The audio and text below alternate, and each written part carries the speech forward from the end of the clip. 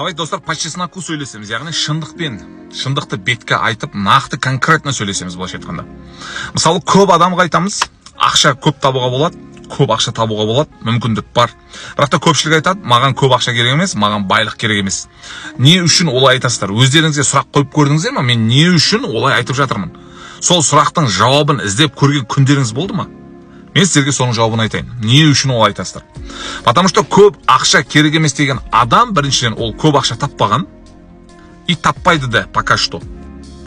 Сіз көп ақша тауып та көрмегенсіз. Көп ақшаны қолыңызға алып та көрмегенсіз.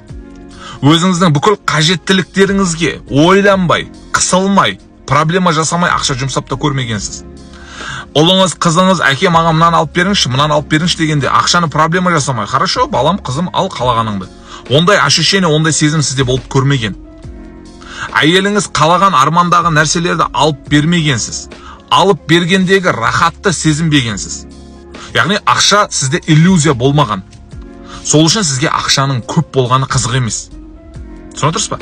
Вот сіздің жауабыңыз осы. Ал ақша көп табу ол рахат. Ол ақша өмірде бірінші орында тұратын нәрсе емес, бірақ та сондай момент келіп қалады, ақша бірінші орынға шығып кететін момент. Ол ақша жетіспеген жағдайда.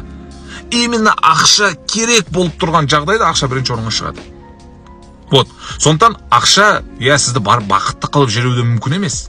Бірақ та ақшаның артында сізде көп мүмкіндіктер болады.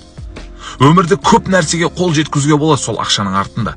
Сол үшін ақша тапқан кезде сізде ниет дұрыс болу керек. Мен көп ақша тапсам, қиналған жандарға көмектесем деп. Бәлкім сіздің айналаңызда туыстарыңыздың арасында шынымен де жаны қиналған. Жесір әйелдер бар шығар, 5-6 бала шағасымен қалып кеткен. Түн күн істеп жатыр, жұмыс жасап, бірақ та бала шағасын асырауға шамасы келмей жатыр. Үйі жоқ, баспанасы жоқ, басқа проблемалары көп. Сондай адамдарға сіз ақшалай да көмектесе аласыз. Егер ақшаңыз көп болса, егер ақшаңыз өзіңізден артып жатса, түсініп отырсыз ба? Ал егер сіз ақша жетіспей жатса, өзіңізге жеткізе алмай жатсаңыз ақшаны, сіз қалай оларға көмектеспекшісіз? Қалай қол ұшын созбақшысыз? Еще маған ақша керек емес, маған көп ақша керек емес дейсіз. Ақша бұл жақсылыққа. Ақшаны біз, мысалы, былайша айтқанда, кішкентай уақытымыздан тәрбие сондай миымызға отырғанда, мына бай адамдар ол арам жолмен табады ақшаны. Бай адамдар олар злой болады сондай. Олардың қасына жолай алмайсың, олар мынадай, анадай деген сөздерді біз әбден сондай миымызға отырғызып алғанбыз. 5 саусақ бірдей емес, ондай адамдар да болуы мүмкін. Бірақ та байлықпен қоса, адамны құрметтей алатын, адам қатарында жүретін, сондай адамға қол ұшын соза алатын бай адамдар да өте көп. Сіз сондай адамдар боламын